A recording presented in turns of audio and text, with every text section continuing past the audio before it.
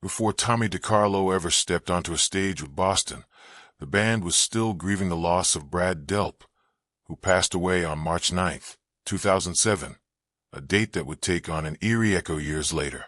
In 2008, Tommy joined the band, not as a replacement, but as a fan who deeply respected the legacy Brad left behind. And now, in a coincidence that feels almost too heavy to process, Tommy himself has passed on March 9, 2026. Two voices from the same band, 19 years apart, leaving the world on the same day. Tommy's journey was never about stepping into Brad's place. It was about honoring him and carrying the music forward with heart.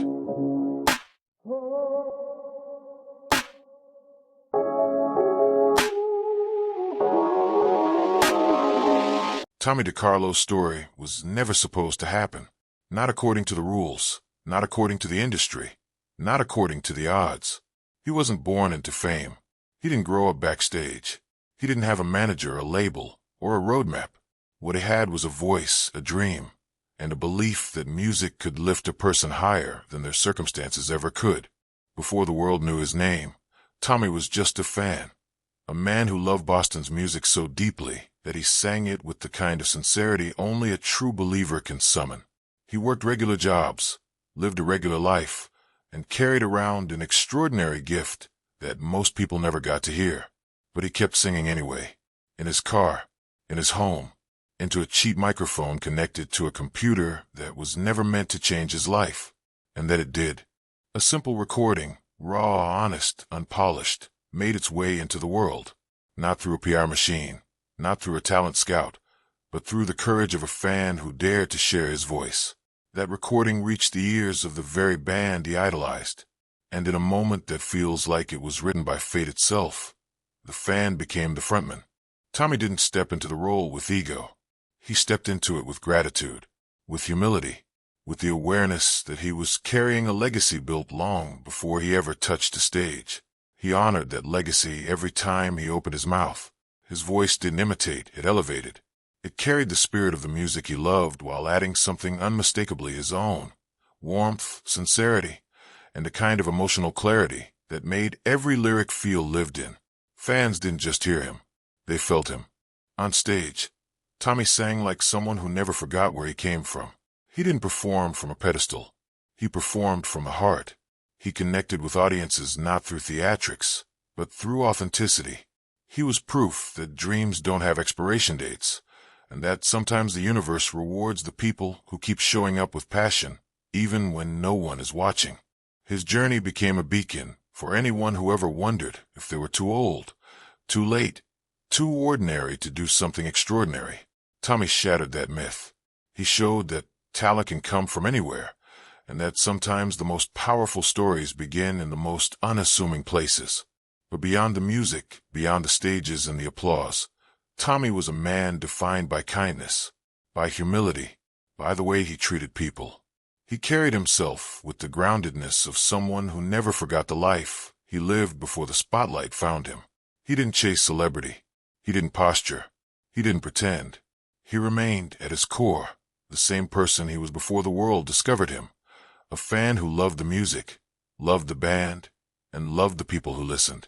Losing him is more than losing a voice. It's losing a reminder of what's possible. It's losing a story that inspired thousands of people who saw themselves in him. The dreamers, the late bloomers, the quiet talents waiting for their moment.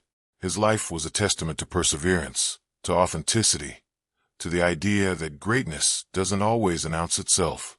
Sometimes it whispers, sometimes it waits, and sometimes, when the world is ready, it rises.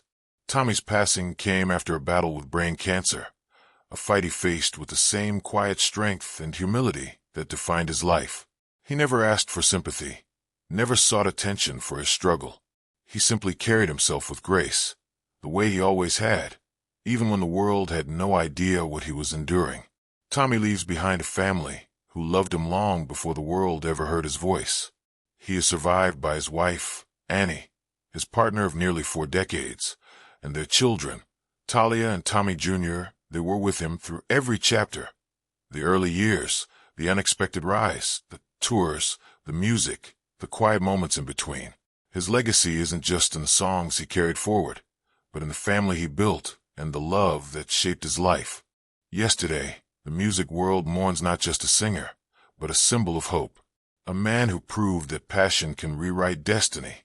A man who stepped into a role he once only imagined and carried it with grace. A man whose voice will echo long after the final note. Tommy Decarlo didn't just join a band. He joined a legacy. And now, he becomes part of it forever. There's a GoFundMe to help the family that was set up back in December. I'll link it in the description below if you want to donate to them. Tommy Decarlo's story doesn't end here. It lives on in every fan who dares to dream. It lives on in every person who believes that their voice matters. It lives on in the music he loved, the music he honored, and the music he helped carry into a new generation. Yesterday, on March the 9th, we sadly lost a man who started as a fan and became the heart of the music he adored. Rest in paradise, Tommy. Your voice and your story will never fade. If you were a Tommy Decarlo or a Boston fan, please throw me a thumb. If you haven't already, please consider subscribing. Thank you for watching, and I hope to see you all in the next one.